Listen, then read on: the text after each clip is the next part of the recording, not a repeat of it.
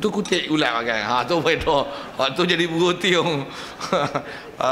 Saja-saja tu sebut bila maklumat bodoh kan, walaupun tengok awak tak cerdik kan. Tak cerdik pun berapa ramai orang duk makan ulat lah ni. Ulat mulung lah, ulat pelah otak apa tu. Makan pelik-pelik. Benda tak boleh makan. Dia dah jadi macam tu lah. Kita yang mengaji ni, kita gelak lah. Orang tak mengaji macam mana? Pada dia, tak apa. Jadi jangan duk jadi orang tak mengaji lah. Ujurlah kita main mengaji. Okey, nisbah baca tu selesai lah. Macam mana pun, bagi habis sikit tentang najis yang dimaaf tu. Demikian lagi. Jadi disebut tu, pertama bangkai binatang yang tiada darah waktu dia mati. Waktu kita bunuh ataupun kita belah yang kata dia tak ada darah mengalir. Baik. Demikian lagi najis yang halus, maksudnya yang seni, yang terlalu kecil, tiada dilihat oleh mata yang pertengahan. Istilah mata pertengahan ni maksudnya mata yang piawaian orang keupayaan melihat manusia. Itu istilah mata pertengahan. Bukan mata orang yang boleh nampak benda halus-halus tu, sampai boleh nampak jin. Tu dipelak kat mata dah. Ni mata orang pertengahan, standard punya penglihatan. Dia tak boleh nampak najis tu. Dan jikalau najis bunga lazah sekalipun, maka sekaliannya itu, kalau status dia tak boleh nampak, nak dilihat, tiada menajiskan sesuatu yang cair dan air. Okey, bagi contoh sikit. Selalunya antara yang disyarah dalam kitab disebut oleh ulama, antara contoh najis yang tak boleh nampak ni, antaranya apa dia? Najis-najis yang berupa wap air. Wap air nampak tak? Ada ketika wap air kalau ceret mendidih nampak. Baru lepas hujan nampak wap air. Macam mana pun bila wap air yang masa tu nampak, ada ketika dia tak nampak langsung. Macam kita sebut dia, kita tengah minum, tengok anjing lalu sebelah kita. Ada tak uap anjing yang tersebar di udara? Pasal badan dia melalui proses pernafasan. Dia ada suhu panas. Dia pula mammals, mamalia lah maksudnya. Tak faham sudah pucung putih. Dia mamalia, jadi berdarah panas. Suhu darah dia dengan suhu bilik dia panas. Jadi dia akan membebaskan sesuatu daripada badan dia. Antaranya air daripada badan dia. Mana kita nampak tu?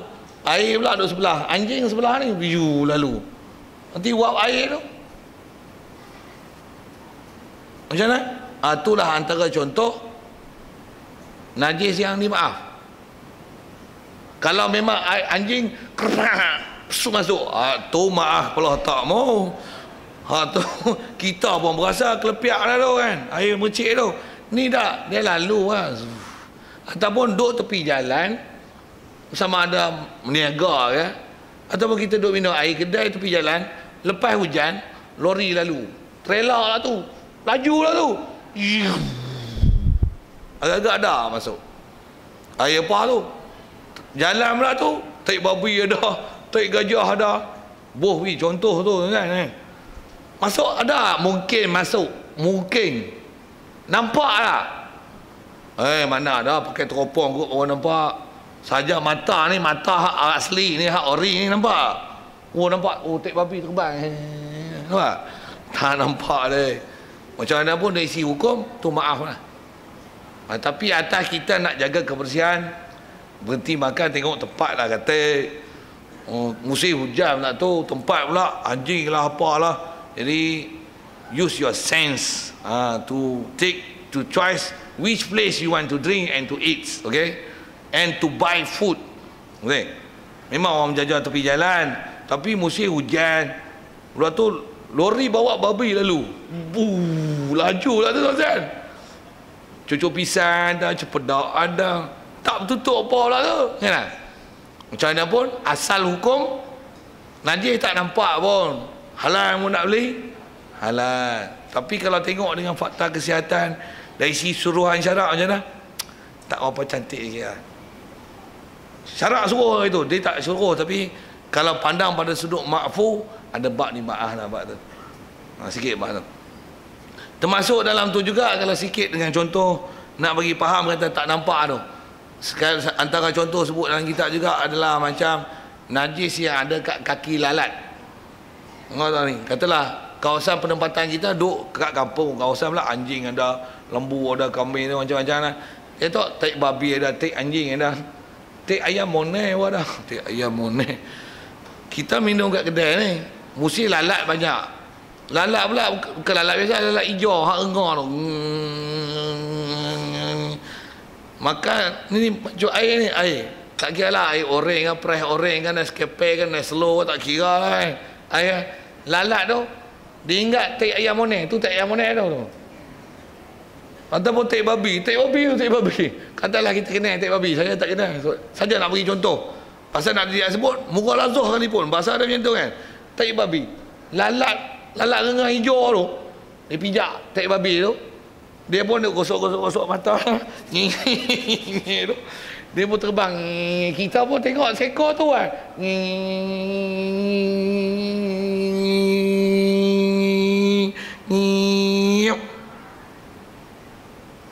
Kalau dia mati tu suku. Ni bukan bab mati. Dia hinggap. Jalan dekat lagi bibir gelas ni. Oh tu kita baru tak ada bau lah, ada tak? Ha. Tai babi weh. Lalat hijau. Oh, hijau pula. Lalat hijau. Lalat hijau. Hinggap sini. Moral lazah. Tak. Cuma kalau tengok itu sepatutnya tak ada minum. Takut jadi macam-macam lah. Masalah kesihatan suku. Kita bicara ni masalah najis. Jadi benda-benda macam tu pula kita mana ada keupayaan untuk menilai. Sikit kalau tembak tuan, orang tak ada, Islam tak mengajar kebersihan ke? Islam mengajar kebersihan. Cuma sikit kalau kita ambil isu tu, isu lalat ni. Kalau ikut kajian sains, lalat ni memanglah dia termasuk vektor yang boleh bawa virus dan penyakit. Memang kajian putih itu sains pun kita maklum lah. Macam mana pun dalam hukum fiqah kita dia termasuk makfu. Pasal termasuk najis yang tak boleh ditengok dengan mata. Tengok saya nak syarah dalam bentuk sains sikit nak menunjukkan benarnya syarak ini. Maksudnya yang ulama syarahkan contoh lalat apa tu, kalau dari sisi hukum fakta saintifik pun sebenarnya betul, dan sebenarnya benda tu bukan sebenarnya diyakini boleh bawa najis dengan pastinya. Dia mungkin ada sebab elemen lain.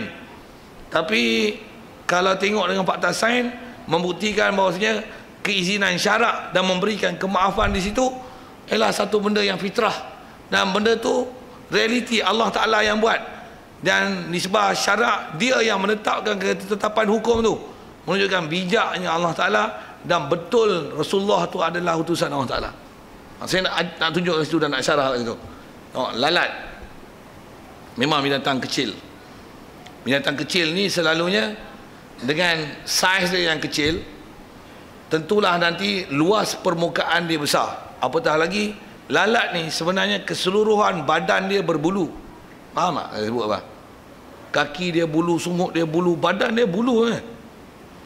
Kaedah binatang ni bila saiz kecil, bila luas permukaan dia besar disebabkan bulu yang ada badan dia, dia akan menyebabkan kadar kehilangan haba yang sangat cepat, dan dia memerlukan makanan yang banyak. Boleh faham tak saya punya teori ni? Faham tak? Dia fakta biologi sikit kan. Saya sebut gajah besar, dengan lalat saya buat macam ni dah. Saya nak tunjuk kata saiz yang besar dengan luas permukaan. Saya nak syarah kat tu. Saya nak tunjuk syarah dalam bentuk sains dan nak menunjukkan benarnya syarak benda tu sebenarnya realitinya bukan benda yang memang diyakini boleh membawa penyakit, dan bukan Islam tak menjaga kesihatan. Okay, saya nak syarah tu.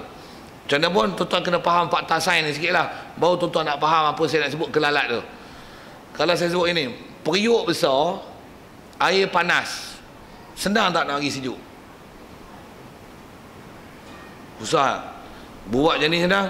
Air dalam gelas, macam mana nak bagi sejuk cepat?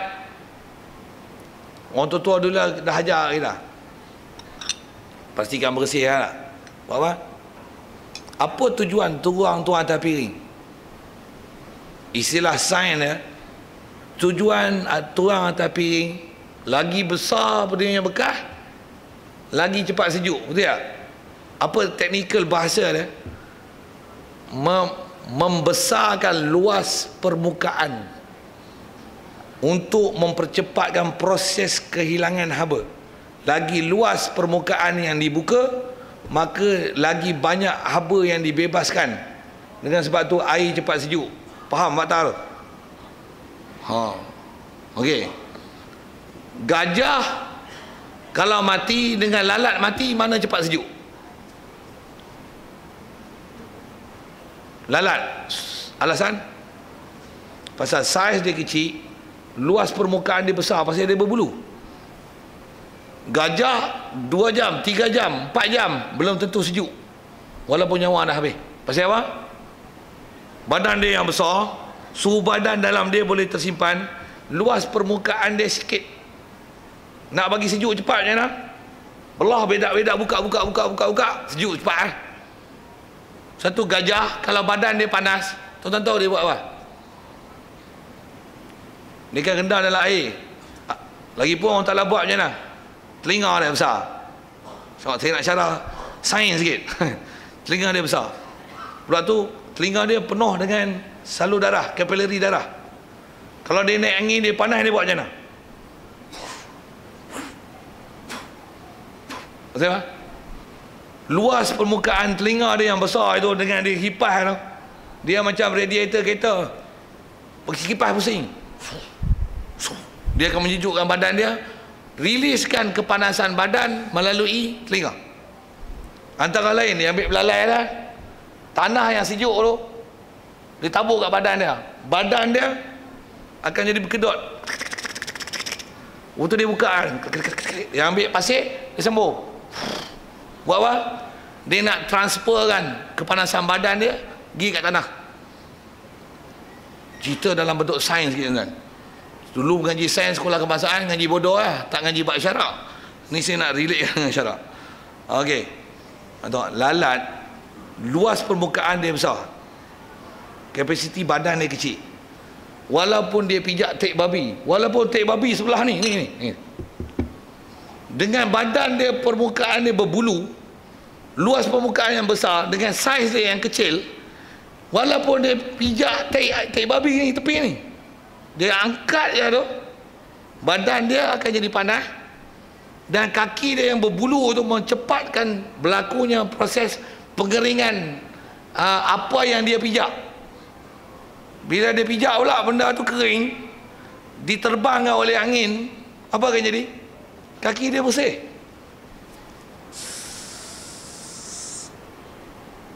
Sip, tak ada aja, dah diterbangkan. Banding ayam tak ada, dia pijak tek ayam ni, pijak sini tek ayam lagi. Tapi kalau macam itulah, macam serangga kecil tu, pasal dia istilah JLP per I, jumlah luas permukaan per isi padu dia. Bila dia besar, maka dia akan mempercepatkan kehilangan haba. Jadi najis yang dia pijak walaupun basah, dalam masa yang singkat dia akan kering cepat.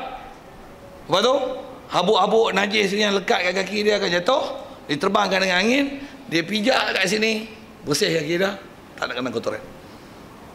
Saya nak tunjuk apa? Sadaqallah, sadaqa Rasulullah sallallahu alaihi wasallam.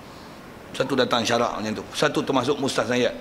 Benda ni orang kaji zaman sains dan teknologi. Walaupun bahasa tu dah agak ketinggalan lah kan, ICT lah ni. Tak, sains. Zaman orang ada sains dan teknologi, baru orang faham tu. Rasulullah dia tak ajar sains dan teknologi, dia ajar hukum syarak, tapi syarak dia ada sains dan teknologi.